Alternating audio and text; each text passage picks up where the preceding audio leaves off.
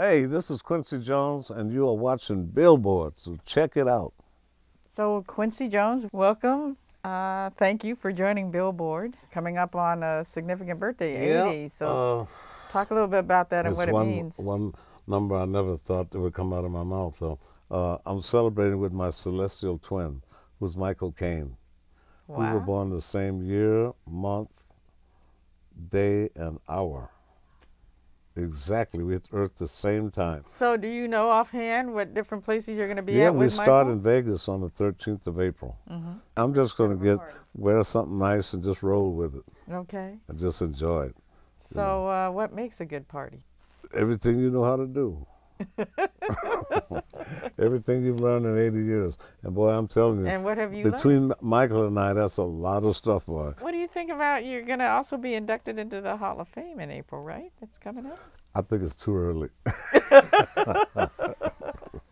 Why is that? I'm too young, honey. How old do you feel? I feel 35. Very good. The age may be 80, but it's 80 in a month, it'll be 80. But, honey, whatever. What's exciting you right now musically, some of the new stuff? A lot of stuff that you don't get to hear. You know, a lot of stuff like Indonesia, Korea. Korea would blow your mind. You know, I thought I was on the south side of Chicago. And China's been isolated for so long. I've been there a lot. We were consultants for the Beijing Games, the film festival, you know, a lot of stuff over there now. So we are working over there to try to reinvent the record business in China now. They have the kind of numbers that can reinvent the business, because if China gets in there and they say you will pay, you will pay. Blush, you want to explain who Blush is? Yeah. Well, Blush is one of everything. That's one from India, one from Vietnam, Japan, and China. Wow, United Nations. And Korea. And Korea, and they're cute too. But they're really talented, and they get it. They really get it. And another little girl named Radhi Gigi, 15 years old, from Budapest, Hungary. They had to speak one word of English, Sounds like Aretha. What one key rule or lesson are you teaching these or advising these young Oh, honey, it's everything I can think of the things that I was happy to learn, about, number one, humility with your creativity and grace with your success. Because I'm tired of these attitude divas. I can't handle it anymore. I've seen it all my life, El Divos and El Divas, So there's some male divas out there. I can't handle it, All right. And we didn't think about money or fame when we started. Not ever. It was just about the music. Oh, let's be a good musician. Looking back over your career, what one or two moments stand out? Every one of them. Everyone? Every one of them. Meeting Ray Charles, number one. Playing with Billie Holiday at 14 years old at the Eagle Auditorium. We played Billy Eckstine, played with Cab Calloway.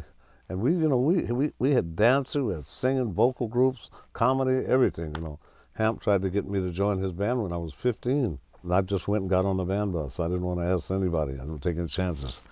And I stayed in there about 5 hours until all the rest of them got there and were really ready to go. And we'd get on there, and then Gladys Hampton, his wife, who was his manager, said, Gates, that was Hamp's nickname. Gates, who's that child back there? And I got nervous, and so she said, come here, honey. I said, how old are you? I said, 15. She said, get off this bus and go back. Let's go get your education. Go to school. And I was freaked, honey, I'm telling you. Freaked. And she says, we'll call you one day when you're ready. I got to work with almost every major influence in America, from Louis Armstrong to Billie Holiday, Ella, Sarah, Ray Charles, Aretha, Paul Simon, Tony Bennett, Sinatra, everybody. Yeah. So, you can't plan that. I don't know, it's just, all those things, when you look back and you grow older, you realize you have nothing to do with it. It's divinity, and you just let go and let God. You really do, because you don't have anything to do with it. Right. They say coincidence is God's way of remaining anonymous, right? All of it. Michael, that was an accident.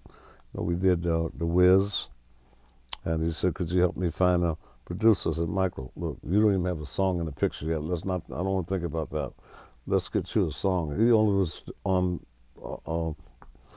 he's on Down the Road. That's all he had. Sang a little bit of Brand New Day, but he didn't have a feature song in the picture. So we finally got him You Can't Win with the Crows. I was looking for stuff when he asked me about the producer to see what he could do that hadn't been done before. I was thinking about the range of his voice and just that's the stuff that you do, like the architecture of production, because he was so smart and intuitive, He just hooked on to everything, and he watched everybody. Fred Astaire, Sammy Davis, everybody, James Brown. And we put the two things together with our backgrounds. We had everything, and we did it. You still see music as a universal language that's going to tie everything together? Absolutely. There's only 12 notes, honey. And Nadia Boulanger used to say, until God gives us a 13th note, learn what everybody did with those 12 notes. Bach, Beethoven, Brahms, Basie, Bo Diddley, everybody, doo-wop, whatever it is. And so, to me, it's no accident that all the symphony orchestras all around the world tune up to the note A. A is 440 cycles, except in Germany. I was working with Nat Cole, it's 444. But the universe is 450 cycles. That's not an accident, And so what I'm trying to say is I think it's God's voice, the melody especially. Counterpoint, retrograde inversion, and harmony and all those things. That's a science and craft. But melody is the voice of God. And that's what touches you before the lyrics touch you. One of my prized possessions is a picture I have of Duke when I produced my first television show in 1971 on his Duke, We Love You Madly. And he says to Quincy, da-da-da-da-da-da, may you be one of the ones that decategorize American music and get out of the categories, because that's nonsense. If I look back and think about the one thing that, or the couple of things that I discovered. Number one is to know who you are and learning to love who you are. Because you can't love anybody else if you don't love yourself. Charles and I used to say every day in Seattle, not one drop of my self-worth depends on your acceptance of me. Every day. That was the deal with racism and everything, because you don't want an external force defining who the hell you are. We used to talk about what our dreams were. He said, I want to own 3 airplanes in 20 years, and he did. And what was your dream? All the stuff I'm doing. Okay, cool. All right, that worked. Yeah.